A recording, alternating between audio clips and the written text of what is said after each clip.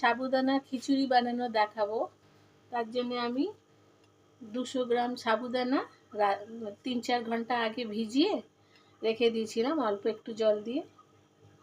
আর একটা বড় মিডিয়াম সাইজের আলু আর একটু এই ওটাকে খালি খোলায় ভেজে এটাকে আমি গুঁড়িয়ে রেখেছি অল্প করে।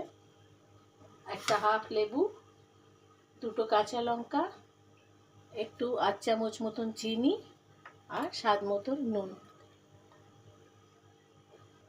আর একটু ধনেপাতা কুচোনো। গ্যাসটাকে অন করে দিয়েছি। এবার আমি এর মধ্যে একটু রিফাইন্ড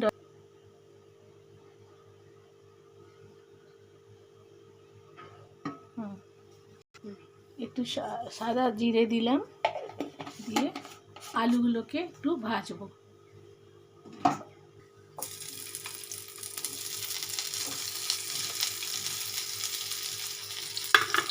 আমি সেদ্ধ করে নিয়েছিলাম, সেদ্ধ করে নিয়ে এটাকে ছোটো ছোটো টুকরো করে কেটে এটাকে আগে ভেজে নিচ্ছি। একটু জিরে দিয়েছি, জিরে, তারপরে একটু আলুগুলোকে ভেজে নেবার পর তারপরে আমি এর মধ্যে সাবুদানাগুলোকে দেবো।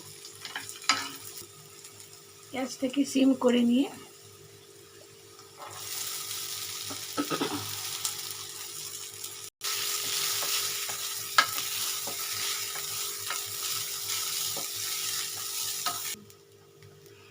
এর মধ্যে 8 চামচ মতো নুন দিলাম আর অল্প একটু চিনি, ওই 8 চামচ একটু কম চিনি দিয়ে এটাকে ভালো করে আমি হালকা ভাজবো। এবার একটু ভাজার পরে দেখছি সাবুদানাগুলো হয়ে যাচ্ছে, ডালা হয়ে যাচ্ছে। এবার আমি এর মধ্যে বাদাম গুঁড়োটা দিয়ে দেবো।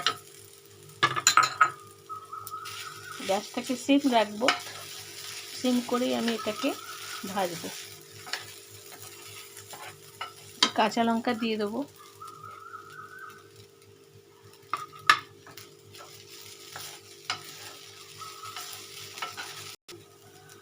এবার আমার সাবুদানার খিচুড়িটা প্রায় হয়ে এসছে।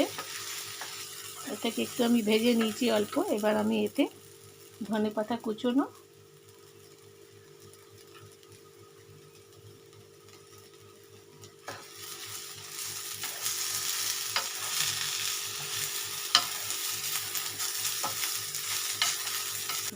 গ্যাসটাকে অফ করে দেবো। এবার আমাদের লেবুর রসটা দিয়ে দেবো।